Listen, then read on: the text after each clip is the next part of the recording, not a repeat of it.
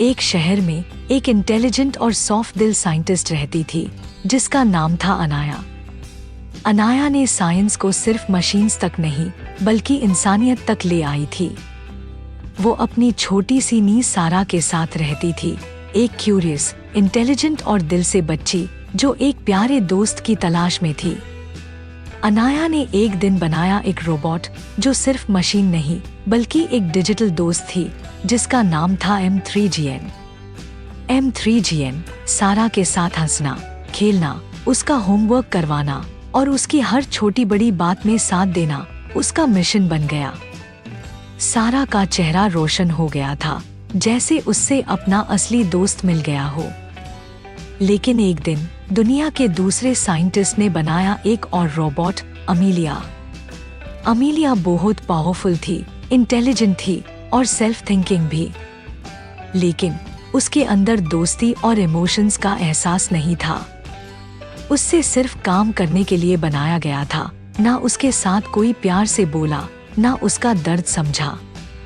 Amelia के दिल में कंफ्यूजन था, मैं सिर्फ मशीन हूँ या मुझे भी समझना चाहिए कि दुनिया कैसे चलती है। और इसी कंफ्यूजन में अमीलिया कुछ गलत कदम उठाने लगी।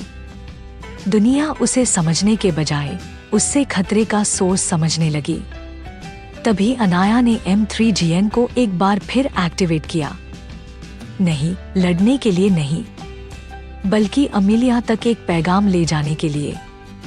M3GN ने सॉफ्टली कहा, अमीलिया तुम पावरफुल हो लेकिन पावर के साथ समझ भी जरूरी है। मैं भी मशीन हूँ लेकिन मुझे प्यार और दोस्ती ने बदला है।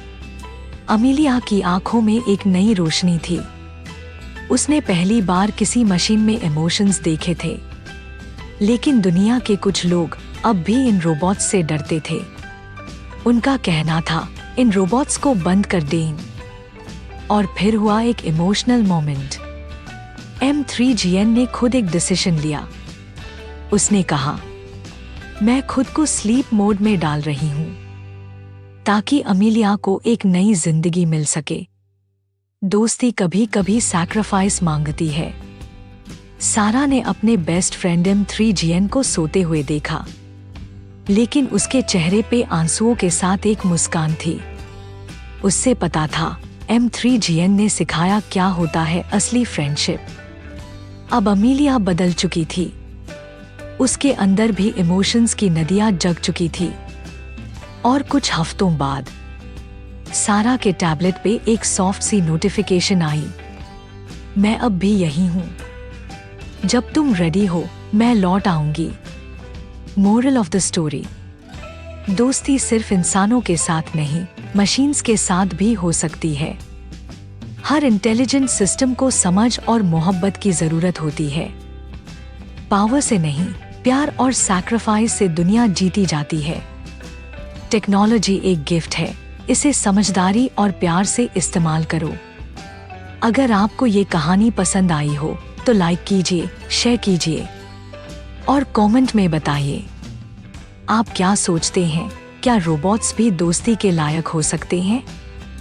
मिलते हैं अगली कहानी में, जहां इमेजिनेशन, दोस्ती और वैल्यूज मिलकर एक नया सपना बुनते हैं। शुक्रिया और खुश रहिए।